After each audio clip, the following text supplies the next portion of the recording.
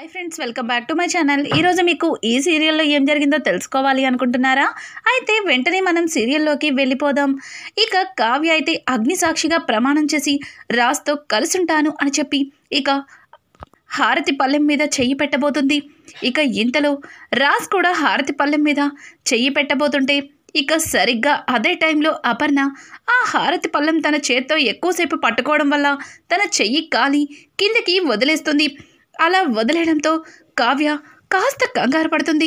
ఇక పెద్దావిడైతే నువ్వేం కంగారు పడకు కావ్య, మళ్ళీ అపర్ణ హారతిని పట్టుకుంటుంది. అపర్ణ హారతి తీసుకో అని చెప్పడంతో ఇక అక్కడే ఉన్న రుద్రాణి అయితే ఏంటి అపశకునం, సరిగ్గా ప్రమాణం చేసేటప్పటికి హారతి పళ్ళెం కింద పడిపోయింది అంటే ఇంకా అర్థం కావట్లేదా అని చెబుతుంటే ఏంటి రుద్రాణి ఇష్టం వచ్చినట్లు మాట్లాడుతున్నావు, అసలు ఈ అపశకునాలు ఇటువంటివన్నీ మూఢనమ్మకాలు, అపర్ణ హారతి పళ్ళెం తీసుకో అని చెప్పడంతో ఇక అపర్ణ హారతి పళ్ళెం తీసుకుంటుంది. రాజ్ అగ్నిసాక్షిగా ప్రమాణం చెయ్యి అని చెప్పడంతో అదే టైంలో రాజ్కి ఆఫీస్ నుంచి కాల్ అయితే వస్తుంది. కంపల్సరీ మీటింగ్కి అటెండ్ అవ్వాలని, లేకపోతే క్లయింట్స్ వెళ్ళిపోతున్నారని చెప్పడంతో ఇప్పుడే వస్తున్నానని, మమ్మీ నేను అర్జెంటుగా వెళ్ళాలి, నానమ్మ ఇవన్నీ సాయంత్రం చూసుకుందాం, తర్వాత సాయంత్రం మీరేం చెప్తే అదే చేస్తాను అని చెప్పి ఇక అక్కడి నుంచి రాజ్ అయితే వెళ్ళిపోతాడు. రాజ్ అలా వెళ్ళిపోవడంతో కావ్య ఒక్కసారిగా షాక్ అయిపోతుంది. ఇక పెద్దావిడతో నానమ్మ నాకెందుకో కంగారుగా ఉంది, ఆయన కనీసం అగ్ని సాక్షిగా ప్రమాణం చేసేంత టైం కూడా ఆయన దగ్గర లేదు, చూశారుగా మీరే అని చెప్పడంతో చూడు కావ్య నువ్వేమీ కంగారు పడద్దు, సాయంత్రం వాడు ఖచ్చితంగా నిన్ను భార్యగా తన దగ్గరికి తీసుకుంటాడు, నాకా నమ్మకం ఉంది, నా మనవడేంటో నాకు తెలుసు అని చెప్పి ఇక ఇందిరాదేవి అయితే కావ్యతో అంటుంది. ఇక కావ్య అయితే తన గదిలో ఫంక్షన్కి ఏ చీర కట్టుకోవాలా అని అన్నీ తీసి పెట్టుకుంటుంది. కానీ తను ఏం కట్టుకోవాలో అర్థం కాక తనలో తనే సతమతమవుతూ బీరువా అంతా వెతికేస్తుంది. ఇంతలో అక్కడికి ఇందిరాదేవి అయితే వస్తుంది. ఇందిరాదేవి అదంతా చూసి కావ్య ఏమైంది, బీరువాలో చీరలన్నీ మంచం మీద సర్ది పెట్టావు అని చెప్పడంతో అమ్మమ్మగారు ఇప్పుడు ఫంక్షన్కి ఏ చీర కట్టుకోవాలో అస్సలు అర్థం కావట్లేదు, అసలే ఉదయం జరిగింది మర్చిపోలేకపోతున్నాను, పైగా ఇప్పుడు సాయంత్రం అందరి ముందు ఆయన మనసులో మాటని బయట పెడతాను అంటున్నారు, ఆయన ఏం చెప్తారో ఏంటో నాకేమీ అర్థం కావట్లేదు, నా మనసంతా అవే ఆలోచనలతో నిండిపోయినాయి అని చెప్పడంతో పిచ్చిదానా, అసలు నువ్వు నా మనవడు గురించి ఇదేనా అర్థం చేసుకుంది, నీకింకా అర్థం కాలేదా, నిజంగా వాడు నీ నుంచి విడిపోవాలి అనుకుంటే ఈ పెళ్లి రోజు ఏర్పాట్లన్నీ ఇలా చేస్తుంటే ఊరుకుంటాడా, నువ్వంటే ఇష్టం లేకపోతే అవన్నీ ఎందుకు చెయ్యమని చెప్తాడు, పైగా ఉదయం పూజలో కూడా అంత అర్జెంటు వర్క్లో కూడా తను కూర్చుని నీతో వ్రతం జరిపించాడు, కానీ నువ్వే అనవసరమైన భయాలు పెట్టుకొని ఇలా టెన్షన్ పడుతూ ఉన్నావు, ముందు నువ్వు చీర కట్టుకో అని చెప్పి ఒక పట్టు చీరని సెలెక్ట్ చేసి కావ్యకైతే ఇస్తుంది. కావ్య ఇక ఆ పట్టు చీరని కట్టుకొని అద్దం ముందు అందంగా రెడీ అవుతూ ఉంటుంది. ఇంతలో ఇక పెద్దావిడైతే కావ్య చూడటానికి చాలా అందంగా ఉన్నావు, నిన్ను చూస్తుంటే నా రెండు కళ్ళు సరిపోవటం లేదు అని అంటుంటే అమ్మమ్మగారు ఇక్కడ నేను టెన్షన్తో చచ్చిపోతుంటే మీరు మధ్యలో ఇలాంటి మాటలు మాట్లాడకండి, ఇప్పటికే ఆయన సాయంత్రం వచ్చి ఏం చెప్తారో ఏంటో అని చాలా భయంగా ఉంది, పైగా అసలు ఫంక్షన్కి వస్తారో లేదో కూడా నాకు అనుమానంగా ఉంది, ఆయనకి నేనంటే ఇష్టం లేదు, నాతో కలిసి ఉండాలని ఆయనకి లేదు, ఫంక్షన్ మొత్తం అయిపోయిన తర్వాతైనా రావచ్చు, చెప్పలేము అని చెప్పి కావ్య మాట్లాడుతుంటే అదేం కాదు, వాడు ఫంక్షన్ స్టార్ట్ అయ్యే ముందే వస్తాడు, కావాలంటే నువ్వే చూడు అని చెప్పి ఇక పెద్దావిడైతే కావ్యకి ధైర్యం చెప్తుంది. కానీ పెద్దావిడ బయటకు వెళ్తూ ఏంటి కావ్య ఇంతలాగా భయపడుతుంది, కావ్య అంటున్నట్టు నిజంగానే వాడు ఫంక్షన్ మొత్తం పూర్తయిన తర్వాత వస్తాడా, ఇదంతా నిజమేనా అని చెప్పి ఇక ఇందిరాదేవి అయితే తనలో తను భయపడుతూ ఉంటుంది. ఇదంతా ఇలా ఉండగా ఇక అనామిక అయితే ధాన్యలక్ష్మి దగ్గరకు వచ్చి ఆంటీ ఇంట్లో ఇవన్నీ ఏంటాంటీ, నాకు అసలు ఈ ఫంక్షన్లో ఉండాలనిపించట్లేదు అని అంటుంటే అనామిక ఏమైంది, ఇప్పుడు నిన్ను ఎవరేమన్నారు అని అడగడంతో అది కాదత్తయ్య, ఆ రోజు పెళ్ళైన కొత్తలో కళ్యాణ్కి నాకు సత్యనారాయణ వ్రతం జరిపించాలని అన్ని ఏర్పాట్లు చేశారు. కానీ చివరికి కళ్యాణ్ వ్రతం పూర్తి కాకముందే వ్రతంలో నుంచి లేచి ఆ అప్పు కోసం వెళ్ళిపోయాడు. ఆగిపోయిన వ్రతం కోసం ఎవ్వరూ ఆలోచించలేదు. మళ్ళీ తిరిగి వ్రతాన్ని జరిపించాలని కూడా అనుకోలేదు. కానీ ఈరోజు వాళ్ళ పెళ్లి రోజని దాంపత్య వ్రతం అలాగే రిసెప్షన్ లాగా మళ్ళీ ఒక ఫంక్షన్ ఏర్పాటు చేస్తున్నారు. కనీసం నన్ను అలాగే కళ్యాణ్ని ఏమాత్రం పట్టించుకోవట్లేదు. మీకది అర్థం కావట్లేదా అని చెప్పి అనామిక కావాలని ధాన్యలక్ష్మిని రెచ్చగొడుతుంది. ఇక ధాన్యలక్ష్మి అయితే, చూడు అనామిక, జరిగిందేదో జరిగిపోయింది. కానీ ఇది వాళ్ళకి పెళ్ళైన ఫస్ట్ సంవత్సరం, మరి ఫస్ట్ యానివర్సరీ ఫంక్షన్ని జరిపించాలి కదా.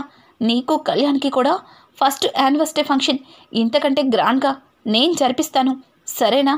నువ్వేమీ మనసులో పెట్టుకోకు, పద, అందరూ ఫంక్షన్లో వెయిట్ చేస్తుంటారు అని చెప్పి ఇక ధాన్యలక్ష్మి అయితే అనామికకి నచ్చచెప్పి అక్కడి నుంచి వెళ్ళిపోతుంది. అనామిక అయితే, ఏంటివిడా ఒక్కొక్క క్షణం నా వైపే మాట్లాడుతున్నట్టు అనిపిస్తుంది, ఇంకొక క్షణం వాళ్ళని సపోర్ట్ చేస్తున్నట్టుగా అనిపిస్తుంది. అసలు ఈవిడ ఎప్పుడు ఎలా మాట్లాడుతుందో అస్సలు అర్థం కావట్లేదు అని చెప్పి ఇక అనామిక అయితే తాను కూడా రెడీ అయ్యి ఇక ఫంక్షన్కి అయితే వెళ్తుంది. ఇక ఇక్కడ చూస్తే రుద్రాణి అయితే రాహుల్తో, రాహుల్, నాకు ఇంట్లో రాజ్ని చూస్తుంటే రాజ్ ఫంక్షన్కి రాడేమో అనిపిస్తుందిరా అని చెప్పడంతో, అదేంటి మమ్మీ, రాజ్ రాకపోవడం ఏంటి? ఈ ఫంక్షన్ రాజ్దే కదా, రాజ్ యానివర్సరీ ఫంక్షన్ కదా, మరి తనెందుకు రాడు అని అనడంతో, ఏమోరా, ఉదయం అమ్మ వాళ్ళ కోసం ఒక పూజని ఏర్పాటు చేసిందా, కనీసం ఆ పూజ కంప్లీట్ అవ్వకముందే రాజ్ హడావుడిగా ఆఫీస్ వంకతో వెళ్ళిపోయాడు. అసలు అంత బాగా ఫంక్షన్ జరుగుతున్నా రాజ్లో కావ్యలో ఏమాత్రం కూడా సరదా కనిపించట్లేదు. వాళ్ళ మొహంలో ఆనందమే లేదు. పైగా వాళ్ళిద్దరూ కూడా ఏదో విషయం గురించి ఆలోచిస్తున్నట్టుగా అనిపిస్తుంది. నాకెందుకో సాయం ఈ ఫంక్షన్ ఇప్పుడు జరగదేమో అనిపిస్తుంది అని చెప్పి ఇక రుద్రాణి మాట్లాడుతుంటే, ఇక రుద్రాణి మాటలకి రాహుల్ అయితే, మమ్మీ, జరిగినా మనం చేసేదేమీ లేదు, జరగకపోతే ఎంజాయ్ చేస్తాం, అంతే కదా, చూద్దాం ఏం జరుగుతుందో అని చెప్పేసి ఇక రాహుల్ అయితే రుద్రాణితో అంటాడు, లేదు రాహుల్, ఫంక్షన్ జరిగేది జరగంది పక్క నుంచితే రాజ్ అలాగే కావ్య ఇద్దరు కూడా దేని గురించో బాగా టెన్షన్ పడుతున్నారు. వీళ్ళిద్దరి మధ్యలో ఏదో జరగకూడదు జరుగుతుంది అన్నట్టుగా నాకు అనుమానంగా ఉంది అని చెప్పి రుద్రాణి మాట్లాడుతుంటే, అవును, మీకెప్పుడు కూడా అటువంటి అనుమానాలే ఉంటాయి. ఎందుకంటే మీరు ఏ ఫంక్షన్ని సవ్యంగా జరగనివ్వరు కదా, మరి ఆ మాత్రం అనుమానం మీలో ఉండాలే అని చెప్పి ఇక వెనక నుంచి ఒక వాయిస్ వినిపిస్తుంది. ఒక్కసారిగా వెనక్కి తిరిగి చూసేసరికి స్వప్నని చూసి కాస్త కంగారు పడుతూ, ఏంటి స్వప్న, ఇలా వచ్చావు, ఏమన్నా కావాలా? అవును, కావాలి, కాసేపు మీ ఇద్దరి నోర్లు మూసుకోవడం కావాలి, మూసుకుంటారా మరి అని చెప్పేసి స్వప్న అయితే వాళ్ళిద్దరితో వెటకారంగా మాట్లాడుతుంది.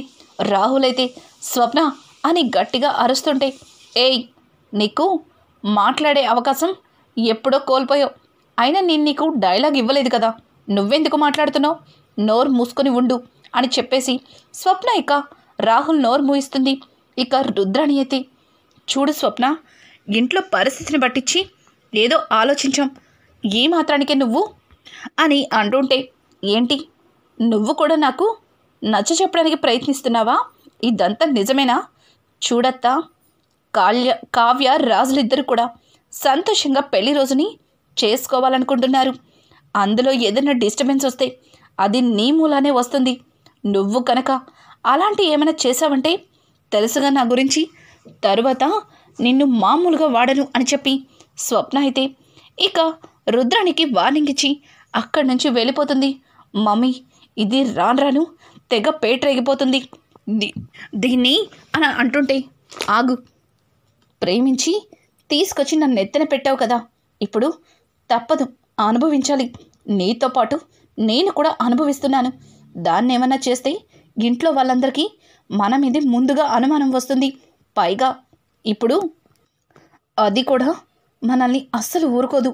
ముందు ఫంక్షన్లో ఏం జరిగిందో చూద్దాం పద అని చెప్పి ఇక రుద్రాణి అయితే రాహుల్ని తీసుకొని ఫంక్షన్లోకి వెళ్తుంది. ఇక ఫంక్షన్కి కనకం, కృష్ణమూర్తి, అప్పు కూడా వస్తారు.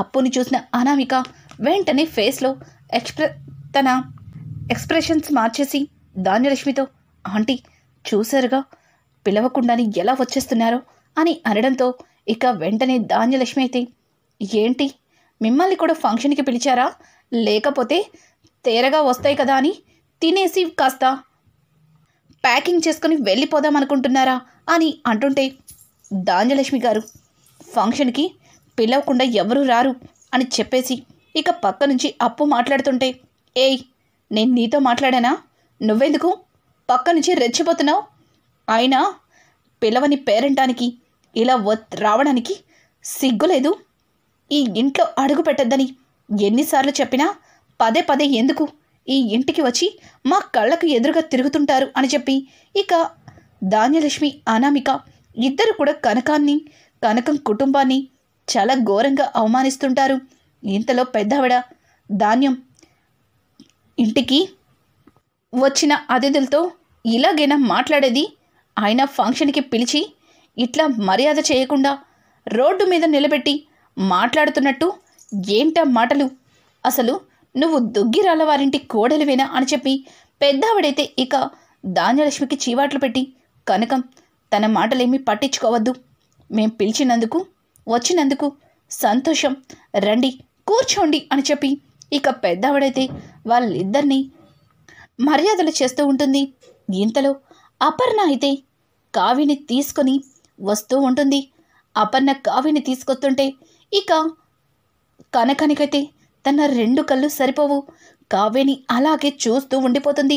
ఇక కావ్యని చూసిన కనకం కృష్ణమూర్తితో, ఏవయ్యా ఒక్కసారి అటు చూడయ్యా, నా కూతురు ఎంత అందంగా ఉందో, నిజంగా నా కూతుర్ని చూస్తుంటే లక్ష్మీదేవి నడుచుకుంటూ వస్తున్నట్టు అనిపిస్తుందయ్యా అని అంటుంటే, నీ కూతురేంటే నా కూతురు అని అంటుంటే, సరేలేవయ్యా నీ కూతురు నా కూతురు ఇదంతా కాదు కానీ అమ్మ కావ్య అని అనుకుంటూ ఇక కనకమైతే కావ్య దగ్గరికి వెళ్తుంది. అమ్మ కావ్య ఎంత అందంగా ఉన్నావో ఈ చీరలో, నిజంగా నిన్ను చూస్తుంటే నా రెండు కళ్ళు సరిపోవట్లేదు అని చెప్పి ఇక తన కళ్ళకున్న కాటుకుని తీసి కావ్యకి దిష్టి చుక్కగా పెడుతుంది. ఇక కావ్యతో అలా మాట్లాడుతున్న కనకమైతే కావ్యని చూసి ఒక్కసారిగా సైలెంట్ అవుతుంది. ఏంటే నేను ఇంతలా మాట్లాడుతున్నా నోరు విప్పటం లేదు, అసలు నీ మొహంలో ఆనందమే కనిపించట్లేదు, ఇంతకీ అల్లుడు గారు ఎక్కడున్నారు అని చెప్పి కనకమైతే ఇక కావ్యని మాట్లాడనివ్వకుండా తనే లొడలొడా మాట్లాడుతూ ఆ ఫంక్షన్లో అంతా వెతికేస్తుంది. ఇంతలో పక్కనే ఉన్న కృష్ణమూర్తి, ఒసై కనకం కాసేపు నోరు మూసుకొని ఉంటావా, ముందు అమ్మాయి ఏం చెప్తుందో వినాలి కదా, అమ్మ కావ్య అంతా బాగానే ఉంది కదా, నువ్వు అల్లుడు గారు ఇద్దరు బాగానే ఉన్నారు కదా, ఇంతకీ అల్లుడు గారు ఎక్కడున్నారు, పైగా నువ్వెందుకు మౌనంగా ఉన్నావు, అంత డల్గా కనిపిస్తున్నావు అని అడగడంతో ఇక కావ్య అయితే, నాన్న ఎందుకో నాకు చాలా కంగారుగా ఉంది, భయంగా కూడా ఉంది, అసలు ఆయన ఫంక్షన్కి వస్తారో లేదో కూడా చెప్పలేను, ఈరోజు ఆయన మనసులో మాటని నాకు మీ అందరి ముందు చెప్తాను అంటున్నారు, ఏం చెప్తారో ఏంటో నాకు భయంగా ఉంది అని చెప్పి కావ్య అయితే ఇక వాళ్ళ నాన్నతో మాట్లాడుతూ తన మనసులో బాధని చెబుతూ ఉంటుంది. ఇక అక్కడే ఉన్న ఇంద్రాదేవి అయితే, చూడు కృష్ణమూర్తి, నీ కూతురికి అస్సలు ధైర్యమే లేదు, ప్రతి దానికి కూడా ఇదిగో ఇలాగే పిరికితనంగా మాట్లాడుతుంది, కావ్య నేను చెప్పేది అర్థం కాలేదా ఇంకా నీకు, ఈరోజు వాడి మనసులో ప్రేమని బయట పెడతాడు, ఖచ్చితంగా వాడు ఫంక్షన్కి వస్తాడు అని అనగానే ఒక్కసారిగా కార్ వచ్చి ఆగుతుంది. కార్ ఆగడంతో అందరూ కూడా రాజ్ వచ్చేశాడు అని చెప్పి మాట్లాడడంతో ఇక కావ్య చాలా ప్రేమగా అలాగే చాలా ఆశ్చర్యంగా రాజ్ వైపు చూస్తుంది. అలాగే ఇందిరాదేవి కూడా రాజ్ వైపు చూస్తుంది. రాజ్ నడుచుకుంటూ రావడం చూసిన ఇందిరాదేవి, అమ్మ కావ్య అదిగో మీ ఆయన వచ్చేశాడు, నా మనవడు వచ్చేశాడు, చూసావుగా వాడి నడక చూస్తుంటే వాడు ఎప్పుడెప్పుడు తన మనసులో ఉన్న ప్రేమని నీకు చెప్దామా అన్నట్టుగా నడుచుకుంటూ వస్తున్నట్టు అనిపిస్తుంది అని చెప్తుంటే పక్క నుంచి కావ్య, నాకైతే ఎప్పుడెప్పుడు విడాకులు ఇచ్చేసి నన్ను ఇక్కడి నుంచి పంపించేద్దామా అని కంగారుగా వస్తున్నట్టు అనిపిస్తుంది అమ్మమ్మగారు అని అంటుంటే, ఇంకొకసారి నీ నోట్లోంచి అట్లాంటి మాటలు వచ్చాయంటే అని చెప్పి వెంటనే పెద్దావిడ కావికి ఒక మొట్టికాయ వేస్తుంది.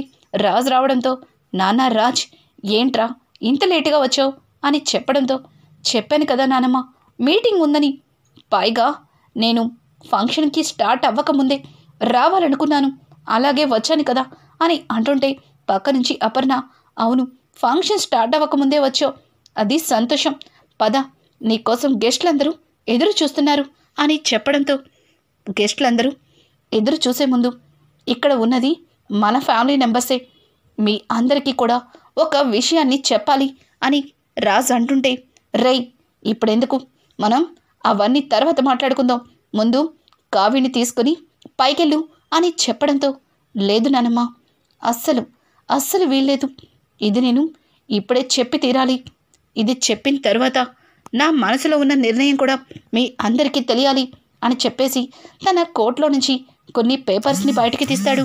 అది చూసిన ఇందిరాదేవి, ఏంట్రా ఇప్పుడు ఇంత ఫంక్షన్ హడావుడిలో నువ్వు ఆ పేపర్స్ని బయటికి తీసావు, అసలు ఏంటా పేపర్స్ అని అడగడంతో, ఇవి డైవర్స్ పేపర్స్ అని చెప్పడంతో ఒక్కసారిగా కావ్య ఆశ్చర్యంగా రాజు వైపు పెద్ద కళ్ళతో చూస్తుంది. ఇక రాజైతే, ఏంటి అలా చూస్తున్నావు, ఇదిగో విడాకుల పత్రాలు, వీటి కోసమే కదా నువ్వు ఎదురు చూస్తుంది అని చెప్పి కావ్య చెయ్యి పట్టుకుని ఇక వాళ్ళ కోసం ఏర్పాటు చేసిన స్టేజ్ పైకైతే వెళ్తాడు. ఇక స్టేజ్ మీద అందరూ చూస్తుండగా ఇక రాజైతే, ఇవి విడాకుల పత్రాలు, వీటి మీద కళావతి నా నుంచి విడిపోవాలని సంతకం పెట్టించిన పత్రాలు అని అనడంతో కావ్య ఒక్కసారిగా కళ్ళల్లో నీళ్లు తెచ్చుకొని రాజు వైపు చూస్తుంది. ఇక రాజైతే, అవును నేను చెప్పేది నిజమే, మీరందరూ వింటున్నది కూడా నిజమే, ఇవి విడాకుల పత్రాలు, ఇవి కళావతి సంతకం పెట్టి నా నుంచి విడిపోవాలి అనుకున్న పత్రాలు, నా సంతకం కోసం ఎదురు చూస్తున్న పత్రాలు, నేను చెప్పే సమాధానం కోసం ఎదురు చూస్తున్న కళావతి ఇక్కడే ఉంది, తనకే చెప్తున్నాను, నువ్వు నా నుంచి విడిపోవాలి అనుకుంటున్నావు, అది ఎందుకు విడిపోవాలనుకుంటున్నావో నాకు మాత్రమే తెలుసు, ఇక్కడ ఉన్న వాళ్ళకు కూడా తెలియాలి కదా, కళావతి మెడలో తాళి కట్టినప్పుడు కళావతి మీద నాకు ఏమాత్రం కూడా ప్రేమ లేదు, తన మీద కోపమే ఉంది, తన మీద కోపంతోనే కళావతి మెడలో తాళి కట్టాను, కానీ తాళి కట్టిన మరుక్షణం నుంచి కళావతి మీద కోపం పోయింది, జాలి వేసింది, అక్క స్థానంలో చెల్లెలు ముసుగు వేసుకొని నాతో తన మెడలో ఇష్టం లేకపోయినా సరే తాళి కట్టించుకుంది, ఆ తాళిని తన గుండెల మీద పడుతున్నప్పుడల్లా అది భారంగా మోసింది, తరువాత తను ఈ ఇంట్లో అడుగు పెట్టిన మరుక్షణమే ఈ కుటుంబాన్ని తన కుటుంబం అనుకుంది, ఇదే నా జీవితం అనుకుంది, కానీ ఈ ఇంట్లో ఎవ్వరూ కూడా తనకి ఎటువంటి విలువ ఇవ్వలేదు, ఎటువంటి గౌరవం ఇవ్వలేదు, తను తన మంచితనంతో అందరి ప్రేమల్ని గెలుచుకుంది, అందరికీ దగ్గరైంది, చివరికి ఇష్టం లేని మమ్మీ కూడా తనని సపోర్ట్ చేసే స్టేజ్కి తెచ్చుకుంది, కానీ నా ప్రేమ కోసం ఎన్ని ప్రయత్నాలు చేసినా నా మనసుని గెలవలేకపోయానే అన్న బాధతో ఈ విడాకుల పత్రాల మీద సంతకాలు పెట్టి నా నుంచి దూరం అయిపోవాలని ఇదిగో ఈ పత్రాలను నాకిచ్చింది, కానీ తను దూరం అయిపోతే నేను సంతోషంగా ఉంటాను అని ఇచ్చిన పత్రాలివి, అవి తనకి తెలియదు, ఈ పత్రాలు ఇచ్చినప్పుడు నేను ఎంత బాధపడ్డానో, కళావతి ఈ ఇంట్లో అడుగు పెట్టినప్పుడు కళావతి అంటే నాకు అసలు ఇష్టమే లేదు, తన మొహం చూడాలంటే కూడా నాకు నచ్చేది కాదు, కానీ ఇప్పుడు కళావతి లేని దగ్గర ఒక్క క్షణం కూడా నిలబడలేను, తను లేకపోతే నేను బ్రతకలేను, తనని ఎంతలాగా ప్రేమించానంటే నేను నా మనసులో నాకు ఒక భార్యగా ఎటువంటి లక్షణాలున్న అమ్మాయి కావాలి అనుకున్నానో సేమ్ అలాంటి లక్షణాలున్న అమ్మాయే ఈ కళావతి నేను ఎలా అయితే ఆలోచిస్తానో తను కూడా అలాగే ఆలోచిస్తుంది. తను మాట్లాడుతున్న ప్రతిసారి కూడా నన్ను నేను అద్దంలో చూసుకున్నట్టుగా అనిపిస్తుంది. తను చూపించే ప్రేమ, తను పంచే ఆప్యాయత ఇవన్నీ కూడా నన్ను ఎప్పుడో గెలిచేసుకున్నాయి. కానీ నా ఈగో అడ్డం వల్ల నా మనసులో మాటని తనకి నేను చెప్పలేకపోయాను. తను ఈరోజు నా నుంచి విడిపోతుంది అంటే అది నేను తట్టుకోలేను. ఈరోజు మా ఇద్దరికి పెళ్ళయి సంవత్సరమైంది. కానీ ఏ రోజు కూడా తనని నేను ప్రేమగా దగ్గరికి తీసుకున్నదే లేదు. తనతో ప్రేమగా మాట్లాడిందే లేదు. ఇప్పుడు చెప్తున్నాను, నిజంగానే నా నుంచి నువ్వు విడాకులు కావాలి అనుకుంటే నువ్వు సంతోషంగా ఉంటేనే చాలు. సంతోషంగా ఈ పత్రాల మీద సంతకాలు పెట్టేస్తాను. కానీ ఈ చిన్న సంతకం వల్లే మనిద్దరం విడిపోతాము అనుకుంటే ఎన్నటికీ ఈ సంతకాన్ని నేను పెట్టలేను. నువ్వు నాకు కావాలి కళావతి, జీవితాంతం. ఈ జన్మకి కాదు, 7 జన్మలకి నువ్వే నా భార్యగా కావాలి అని చెప్పి ఇక రాజైతే ఆ పత్రాలని ముక్కలు ముక్కలుగా చింపేసి ఇక కావ్యని తన 2 చేతులతో దగ్గరికి తీసుకుంటాడు. కావ్య ఏడుస్తూ ఎమోషనల్గా రాజ్ని గట్టిగా హక్ చేసుకుంటుంది. అది చూసిన కుటుంబం అంతా చాలా సంతోషంగా వాళ్ళిద్దరినీ చూస్తూ చప్పట్లు కొడుతూ ఉంటారు. ఇష్టం లేని అపర్ణ కూడా సంతోషంగా ఇక చప్పట్లు కొడుతుంది. ఇక ఇలా ఒక్కటైనా రాజ్ కావ్యలిద్దరూ కూడా ఎప్పటికీ ఇలాగే సంతోషంగా ఉంటారా? మళ్ళీ వీళ్ళిద్దరి మధ్యలో ఏ అగాధం మొదలవ్వదు కదా. రానున్న ఎపిసోడ్స్ అయితే మరింత ఇంట్రెస్టింగ్గా మారబోతున్నాయి. ఈ వీడియో మీకు నచ్చినట్టయితే లైక్ చేసి సబ్స్క్రైబ్ చేసుకోవడం మాత్రం మర్చిపోకండి. Thanks for watching.